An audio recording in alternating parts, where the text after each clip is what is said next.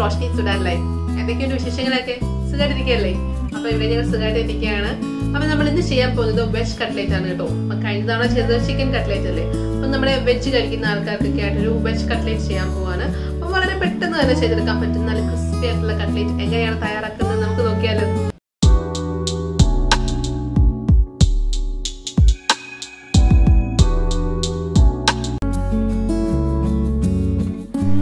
അപ്പം നമുക്ക് vegetable cutlet ഉണ്ടാക്കാൻ തുടങ്ങിയാലോ.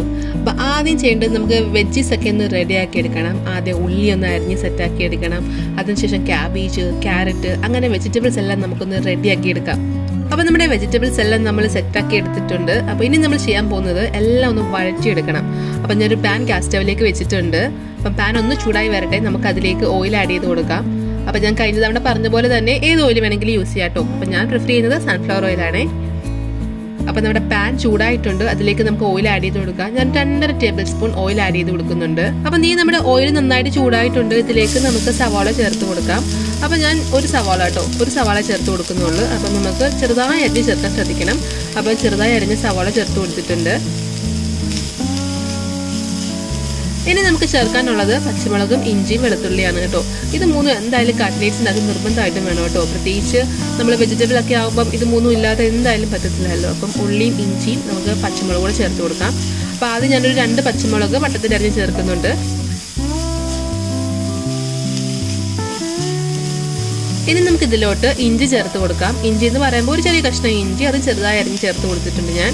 അടുത്തതായിട്ട് ചേർക്കുന്നത് വെളുത്തുള്ളിയാണ് കേട്ടോ. അപ്പം ഞാനൊരു 4 അല്ലി വെളുത്തുള്ളി ചെറുതായി അരിഞ്ഞ് ചേർക്കുവാണ്.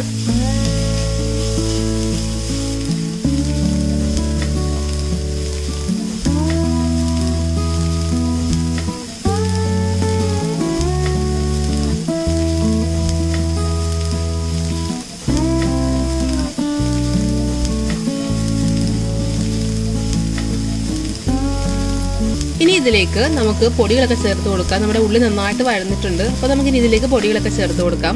ഒരു 1/4 ടീസ്പൂൺ ഞാൻ മഞ്ഞൾപ്പൊടി ചേർത്ത് കൊടുക്കുന്നുണ്ട്. ഇനി നമുക്ക് ഗരം മസാല ചേർത്ത് കൊടുക്കാം. ഒരു 1/2 ടീസ്പൂൺ നമ്മുടെ ഗരം മസാല ചേർത്ത് കൊടുക്കാം. അടുത്തത് നമ്മുടെ സ്വന്തം കുരുമുളക് പൊടിയാണ് കേട്ടോ. അപ്പോൾ കുരുമുളക് പൊടി ഞാനൊരു 1/2 ടീസ്പൂൺ കുരുമുളക് പൊടി ചേർത്ത് കൊടുക്കുന്നുണ്ട്. അപ്പം നിങ്ങൾക്ക് ഇനി കുറച്ചുകൂടെ കുരുമുളകിൻ്റെ എരിവൊക്കെ കൂടുതൽ വേണമെന്നുണ്ടെങ്കിൽ കുറച്ചുകൂടെ ഒക്കെ ചേർത്ത് കൊടുക്കാം കേട്ടോ. അപ്പം കുട്ടികൾക്കൊക്കെ കഴിക്കണമെങ്കിൽ കുറച്ച് എരിവ് കുറഞ്ഞിരിക്കുന്നതിലും നല്ലത്. അതുകൊണ്ടാണ് ഞാനിപ്പോൾ 1/2 ടീസ്പൂണേ ചേർക്കുന്നുള്ളൂ. ഇനി ഇതിലേക്ക് നമുക്ക് അരിഞ്ഞു വെച്ചിരിക്കുന്ന ക്യാരറ്റും അതുപോലെ നമ്മുടെ ക്യാബേജും ചേർത്ത് കൊടുക്കാം. അപ്പം നന്നായിട്ട് നമ്മുടെ പൊടികളൊക്കെ മിക്സ് ചെയ്തതിന് ശേഷമാണ് നമ്മൾ ക്യാരറ്റും ക്യാബേജും ചേർക്കേണ്ടത്. അപ്പം ഞാനിവിടെ നന്നായിട്ട് വഴറ്റിയെടുത്തിട്ടുണ്ട്. ഇനി നമുക്ക് ക്യാരറ്റ് ചേർത്ത് കൊടുക്കാം. അപ്പം ഞാനൊരു മീഡിയം സൈസ് വലുപ്പമുള്ള ക്യാരറ്റാണ് ചേർത്ത് കൊടുക്കുന്നത്. അപ്പം ഞാനത് ഗ്രേറ്റ് ചെയ്തെടുത്തതാണ്, അതുകൊണ്ട് നമുക്ക് ആഡ് ചെയ്ത് കൊടുക്കാം. ഇനി നമുക്ക് ക്യാബേജ് ആഡ് ചെയ്ത് കൊടുക്കാം. ഞാനൊരു പകുതി ക്യാബേജ് എടുത്തിട്ടുള്ളൂ കേട്ടോ. അപ്പം വലുപ്പം എന്ന് പറയുമ്പോൾ നമുക്കൊരു മീഡിയം സൈസ് വലുപ്പം തന്നെ ഉള്ളൂ. അതിനൊരു പകുതി എടുത്തിട്ടുള്ളൂ. മുഴുവൻ എടുത്തു കഴിഞ്ഞാൽ ഭയങ്കര ക്യാബേജിന്റെ ടേസ്റ്റ് ആയി പോകത്തില്ലേ. അതുകൊണ്ട് ഞാൻ പകുതി ക്യാബേജ് എടുത്തിട്ടുള്ളൂ. അത് നമുക്ക് ചേർത്ത് കൊടുക്കാം. ചില സ്ഥലങ്ങളിലൊക്കെ നമ്മൾ ബീട്രൂട്ട് ഒക്കെ ആഡ് ചെയ്ത് കൊടുക്കുന്നവരുണ്ട് കേട്ടോ. അപ്പം ഞാൻ എന്തായാലും ബീട്രൂട്ട് ഒന്നും ചേർത്ത് കൊടുക്കാൻ പോകുന്നില്ല. കാരണം ബീട്രൂട്ട് ചേർത്ത് കഴിഞ്ഞാൽ പിന്നെ അതിന്റെ കളറൊന്നും പറയേണ്ട ആവശ്യമില്ലല്ലോ, പക്ക റെഡ് തന്നെ ആയിപ്പോവും. അതുകൊണ്ട് ഞാൻ ബീട്രൂട്ട് ചേർക്കുന്നില്ല. അപ്പം ക്യാരറ്റും നമ്മുടെ ക്യാബേജും പിന്നെ കുറച്ച് ബീൻസ് നമ്മുടെ പീസ് ചേർത്ത് കൊടുക്കുന്നുണ്ട്, മറ്റർ ബീൻസ് ചേർത്ത് കൊടുക്കുന്നുണ്ട്. അപ്പം അത് മാത്രമേ ഞാൻ ചേർത്ത് കൊടുക്കുന്നുള്ളൂ. അപ്പം നമുക്ക് നന്നായിട്ടൊന്ന് വഴറ്റിയെടുത്തിട്ട് ഫ്ലെയിം ഓഫ് ചെയ്യാം. അപ്പം ഇത് നമ്മുടെ ഉള്ളിയും ക്യാബേജും ക്യാരറ്റും എല്ലാം നന്നായിട്ട് വഴന്നിട്ടുണ്ട്. നമുക്ക് ഫ്ലെയിം ഓഫ് ചെയ്യാം. ഇനി അടുത്ത പരിപാടി എന്ന് വെച്ച് കഴിഞ്ഞാൽ മിക്സിംഗ് ആണ് കേട്ടോ. അപ്പം ഞാൻ ബൗളിലേക്ക് ആദ്യം ആഡ് ചെയ്യുന്നത് നമ്മുടെ പൊട്ടറ്റോ ആണ്. പൊട്ടറ്റോ ഇല്ലാതെ ഒരു പരിപാടി ഇല്ല. കട്ട്ലേറ്റ് എന്ന് വെച്ച് കഴിഞ്ഞാൽ പൊട്ടറ്റോ മസ്റ്റ് ആണ്. അപ്പം ഞാൻ പൊട്ടറ്റോ ആണ് ആദ്യം ആഡ് ചെയ്തെടുക്കുന്നത്.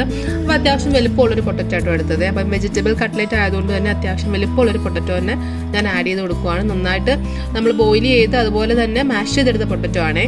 ഇനി നമുക്ക് തയ്യാറാക്കി വെച്ചിരിക്കുന്ന വെജിറ്റബിളിന്റെ മസാല ഇല്ലേ, ഉള്ളിയും ക്യാബേജും ക്യാരറ്റും എല്ലാം കൂടെ നമ്മൾ വഴറ്റി വെച്ചിട്ടില്ലേ, അതോടെ ആഡ് ചെയ്ത് കൊടുക്കാം നമുക്ക്. ഇനി ഞാൻ ചേർക്കാൻ പോകുന്നത് പീസാണ്. നമ്മുടെ ഫ്രോസൺ പീസ് എടുത്തില്ല, അത് ഞാൻ ചേർത്ത് കൊടുക്കാൻ പോവാണ്. അപ്പോൾ അത് ഓപ്ഷനിലാണ്, നിങ്ങൾക്ക് കയ്യിലുണ്ടെങ്കിൽ മാത്രം ചേർത്താൽ മതി കേട്ടോ. ഇപ്പൊ എല്ലായിടത്തും അവൈലബിൾ ആണിത്. അപ്പോൾ ഞാൻ പീസ് ചേർത്ത് കൊടുക്കുവാണ്. നമ്മുടെ ഗ്രീൻ പീസ് ഇല്ലേ, അപ്പം ഫ്രോസൺ ആയിട്ട് ഇപ്പോൾ അവൈലബിൾ ആണ്. അപ്പം ഞാനത് ചേർത്ത് കൊടുക്കുവാണ്. അപ്പം ഞാൻ ഓൾറെഡി കുക്ക് ചെയ്തെടുത്ത പീസാണ് കേട്ടോ ഇത്. അപ്പം ഞാനിത് കുക്ക് ചെയ്തെടുത്തതാണ്. അതിനുശേഷമാണ് ഞാനിപ്പോൾ മിക്സ് ചെയ്യാനായിട്ട് ഇടുന്നത്. ഇനി നമുക്ക് എല്ലാം കൂടെ നന്നായിട്ടൊന്ന് യോജിപ്പിച്ചെടുക്കുക, നന്നായിട്ട് മിക്സ് ചെയ്തെടുക്കുക. നമ്മുടെ പൊട്ടറ്റോയും അതുപോലെ നമ്മുടെ വെജിറ്റബിൾസും ബാക്കി വെജിറ്റബിൾസും എല്ലാം നന്നായിട്ടൊന്ന് എല്ലാ ഭാഗത്തും എത്തണം. ആ രീതിയിൽ നമുക്ക് നന്നായിട്ടൊന്ന് മിക്സ് ചെയ്തെടുക്കാം.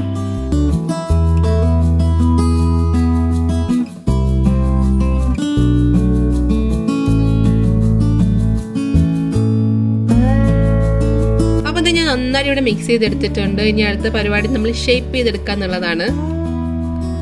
അപ്പം ഞാൻ നേരത്തെ പറഞ്ഞതുപോലെ ഷേപ്പ് ചെയ്തെടുക്കുന്നതിന് മുമ്പായിട്ട് നമ്മുടെ കൈ രണ്ടും ഒന്ന് കുറച്ച് ഓയിലൊന്ന് സ്പ്രെഡ് ചെയ്യണം കേട്ടോ. അപ്പോൾ ഒട്ടും ഒട്ടി പിടിക്കത്തില്ല. നേരത്തെ പറഞ്ഞ പോലെ തന്നെ ക്രാക്സ് ഒന്നും വരാതെ പൊട്ടലുകളൊന്നും വരാതെ നമുക്ക് നല്ല ഷേപ്പിൽ കിട്ടുവേ.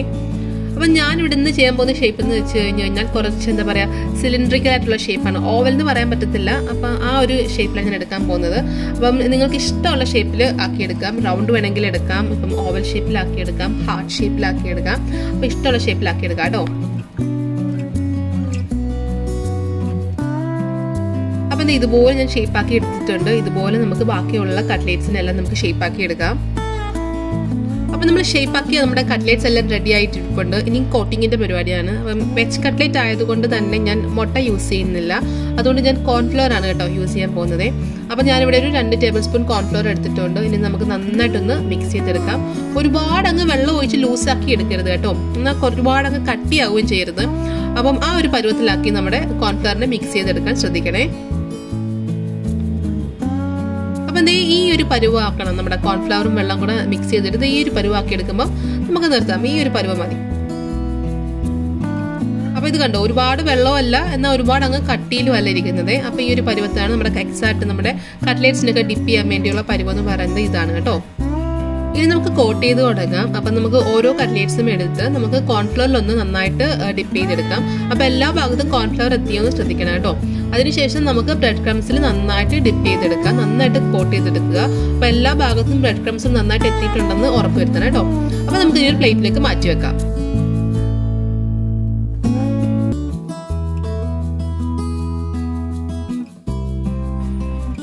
ഇതുപോലെ ബാക്കി എല്ലാ കട്ട്ലേറ്റ്സും നമുക്ക് കവർ ചെയ്തെടുക്കാമേ.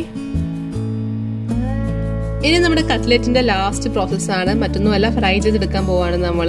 അപ്പൊ ഞാനൊരു പാൻ ഗ്യാസ് സ്റ്റവിൽ വെച്ചിട്ടുണ്ട്. അതിലേക്ക് ഞാൻ ഓയിൽ ആഡ് ചെയ്ത് കൊടുക്കുകയാണ്. അപ്പൊ നമ്മുടെ ഓയിൽ നന്നായിട്ടൊന്ന് ചൂടായി വരട്ടെ, നമുക്ക് കട്ട്ലെറ്റ്സ് ഒക്കെ ഫ്രൈ ചെയ്തെടുക്കാം. അപ്പൊ നമ്മുടെ ഓയിൽ നന്നായിട്ട് ചൂടായിട്ടുണ്ട്. നമ്മുടെ കട്ട്ലെറ്റ്സ് ഓരോന്നോരോന്നായിട്ട് നമുക്ക് ആഡ് ചെയ്ത് കൊടുക്കാം.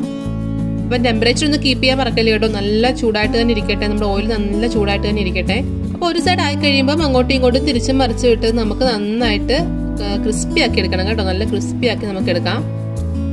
അപ്പോൾ ഇത് നമ്മുടെ കട്ട്ലേറ്റ്സ് ഒക്കെ റെഡി ആയിട്ടുണ്ട്. ഞാനിപ്പം എണ്ണയിൽ നിന്ന് കോരി മാറ്റുവാണേ. ഇതുപോലെ നമുക്ക് ബാക്കിയുള്ള കട്ട്ലേറ്റ്സ് എല്ലാം ഫ്രൈ ചെയ്തെടുക്കാം. നമ്മുടെ അടിപൊളി വെജിറ്റബിൾ കട്ട്ലേറ്റ് ഇവിടെ റെഡി ആയിരിക്കുകയാണ്. അപ്പം വെജിറ്റബിൾ കഴിക്കുന്ന ആൾക്കാർക്ക് മാത്രമായിട്ടുള്ള ഒരു കട്ട്ലേറ്റ് ആണ് കേട്ടോ. അപ്പം അല്ലാത്തവർക്കും കഴിക്കുകയൊക്കെ ചെയ്യാം. എന്നാൽ വെജിറ്റബിൾ മാത്രമേ കഴിക്കത്തുള്ളൂ, കട്ട്ലേറ്റ്സ് നോൺ വെജ് ഒന്നും കഴിക്കാൻ പറ്റത്തില്ല എന്നിങ്ങനെ ഇരിക്കുന്ന ആൾക്കാർക്കുണ്ടെങ്കിൽ ഇത് നല്ലൊരു സ്റ്റാർട്ടറാണ് കേട്ടോ. അപ്പം അടിപൊളി ടേസ്റ്റ് ആണ് ഇത്. നല്ല പുറകോശം നല്ല മൊരിഞ്ഞിരിക്കുകയാണ്. കോൺഫ്ലവറും അതുപോലെ ബ്രെഡ് ക്രംസോട് ചേർന്നിട്ട് നല്ല ക്രിസ്പിയാണ്. എന്നാൽ അകം ഭയങ്കര സോഫ്റ്റ് ആണ്. കാരണം നോൺ വെജിന് നമ്മുടെ കട്ട്ലേറ്റ്സിനെക്കാളും സോഫ്റ്റ് ആണ്. കാര്യം എന്ന് വെച്ചാൽ പൊട്ടറ്റോയും വെജിറ്റബിൾസും മാത്രമല്ലേ ഉള്ളൂ. അതുകൊണ്ട് നല്ല സോഫ്റ്റ് ആയിട്ടാണ് ഉൾവശം ഇരിക്കുന്നത്. അപ്പൊ അടിപൊളി കട്ട്ലേറ്റ്സ് ആണ് കേട്ടോ. എങ്ങനെ ഉണ്ടായിരുന്നു നമ്മുടെ വെജ് കട്ട്ലേറ്റ്? അടിപൊളിയായിട്ടില്ലേ? നല്ല ക്രിസ്പിയാണ് കേട്ടോ. ഔട്ടർ കോട്ടിങ് ഭയങ്കര ക്രിസ്പിയാണ്. അപ്പൊ നമ്മൾ മുട്ടയൊന്നുമല്ല ചേർക്കുന്നത്, കോൺഫ്ലവർ ഒക്കെ ചേർത്തിട്ടാണെങ്കിൽ നല്ല ക്രിസ്പി ആയിട്ടുള്ള ഒരു കട്ട്ലേറ്റ് ആണിത്. അത് നല്ല സോഫ്റ്റ് ആണ് കേട്ടോ. അപ്പൊ നമ്മൾ പൊട്ടറ്റോ ഒക്കെ ആണെങ്കിലും നന്നായിട്ട് ക്യാബേജും ക്യാരറ്റും എല്ലാം കൂടി ചേർന്ന് നല്ല സോഫ്റ്റ് ആയുള്ള ഒരു ഉൾഭാഗവും പുറത്ത് നല്ല ക്രിസ്പി ആയിട്ടുള്ള ഒരു കട്ട്ലേറ്റ് ആണിത്. അപ്പൊ ഇങ്ങനെ ട്രൈ ചെയ്തിട്ടില്ലാത്തവരൊക്കെ ട്രൈ ചെയ്ത് നോക്കണേ, എല്ലാവർക്കും ഇഷ്ടപ്പെടും കേട്ടോ. അപ്പൊ വെജിറ്റബിൾ കഴിക്കാത്ത കുട്ടികളൊക്കെ ഉണ്ടെങ്കിൽ ഇങ്ങനെ കട്ട്ലേറ്റ് ഉണ്ടാക്കി കൊടുത്താൽ മതി, അവർക്ക് പാത്രം കാലിയാക്കി തരുവേ. അപ്പൊ ഇതുപോലെയൊക്കെ ട്രൈ ചെയ്ത് നോക്കുക. ട്രൈ ചെയ്ത് നോക്കിയിട്ട് നിങ്ങളുടെ അഭിപ്രായങ്ങളൊക്കെ കമന്റ് ബോക്സിൽ ഇടാൻ ആരും മറക്കരുതേ. വീഡിയോ ഇഷ്ടമായി കഴിഞ്ഞാൽ ലൈക്ക് ചെയ്യാനും ഷെയർ ചെയ്യാനും വിട്ടുപോകരുതേ. ആദ്യമായിട്ട് വീഡിയോസ് കാണുന്നവരുണ്ടെങ്കിൽ ചാനൽ ഒന്ന് സബ്സ്ക്രൈബ് ചെയ്യുക. തൊട്ടടുത്തുള്ള ബെല്ലൈക്കൺ ഒന്ന് എനേബിൾ ചെയ്തേക്കണേ. ഇതുപോലത്തെ നല്ല നല്ല റെസിപ്പീസും നല്ല കട്ട്ലേറ്റ് റെസിപ്പീസ് ആയിട്ട് നമുക്ക് അടുത്ത വീഡിയോയിൽ കാണാം. അതുവരെ ബൈ. രുചിയുടെ വർണ്ണങ്ങൾ നിങ്ങളുടെ മനസ്സ് നിറയ്ക്കട്ടെ. സ്നേഹത്തോടെ റോഷ്നീസ് ഫുഡ് ആൻഡ് ലൈഫ്.